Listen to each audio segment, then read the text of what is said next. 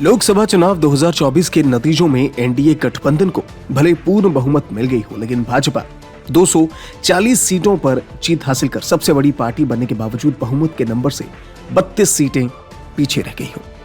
ऐसे में मोदी सरकार 3.0 में भाजपा के सहयोगी दलों के कई तरह के दबाव देखने को मिलेंगे, जिसका ट्रेलर अभी से ही देखने को मिल रहा है। इस चुनाव में अग्निवीर योजना एक बड़ा मुद्दा रहा, जिसे विपक्ष ने जमकर भुनाया।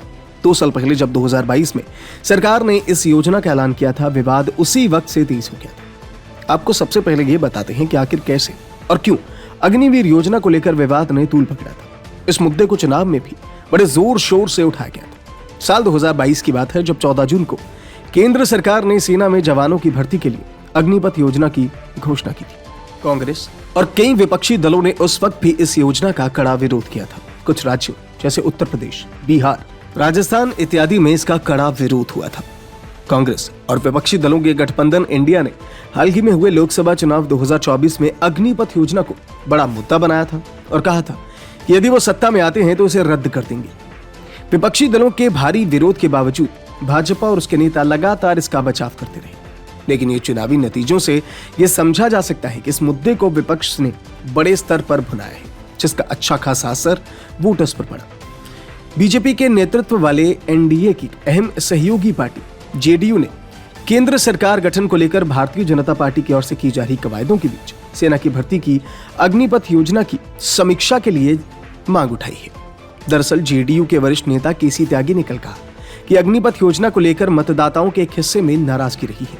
हमारी पार्टी चाहती है कि विस्तार से उन कमियों और खामियों को दूर किया जाए जिसे लेकर लोग नाराज हैं। साल 2022 की बात है, जब देश के रक्षा मंत्रालय ने सैन्य मामलों से जुड़ी एक योजना की घोषणा की। इसके तहत सशस्त्र बलों का हिस्सा बनने के इच्छुक 17.5 से 21 वर्ष की आयु के युवाओं को कठोर सैन्य प्रशिक्षण दिया जाएगा। परीक्षा, फिजिकल और मेडिकल फिटनेस के तहत चयन हुए अभ्यर्थियों की 4 साल के लिए भर्ती होगी, जिसे अग्निवीर के नाम से जाना जाएगा। इस योजना के नियमानुसार 4 साल तक समय पूरा होने के बाद योग्यता और काम के आधार पर 25% अग्निवीरों को सशस्त्र बलों में नियमित संवर्ग रूप से नामांकित किया जाएगा। यानी 4 साल बाद अब 25% अग्निवीरों को रेगुलर किया जाएगा। दरअसल यही है असल विवाद की जड़। अब आपको यह समझाते हैं कि अग्निवीरों का वेतन यानी कि सैलरी पैकेज है क्या। वित्तीय पैकेज की बात की जाए तो अग्निवीरों को पहले वर्ष के लिए लगभग 4.76 लाख रुपए का भुगतान तय किया गया है, जो चौथे वर्ष तक लगभग 6.92 लाख रुपए तक अपग्रेड किया जा सकता है। इस योजना के तहत अग्निवीरों को जोखिम और दुर्घटना भत्ता प्रदान किया जाएगा। इसके अलावा दिव्यांगता के लिए भी मुआवजा तय किया गया है, जिसके तहत 50% दिव्यांगता के लिए 15 लाख रुपए, 75% के लिए 25 लाख और 100% दिव्यांगता के लिए 44 लाख रुपए का मुआवजा तय किया गया है। इसके अलावा मृत्यु मुआवजा 48 लाख रुपए का, गैर अंशदायी जीवन बीमा कवर और सेवा के दौरान मृत्यु हो जाने पर 44 लाख रुपए की अतिरिक्त अनुग्रह राशि भी देने का ऐलान किया गया है। सेवा निधि पैकेज के तहत अग्निवीरों को 4 साल के बाद 10.4 लाख रुपए का एक कोष प्रदान किया जाएगा।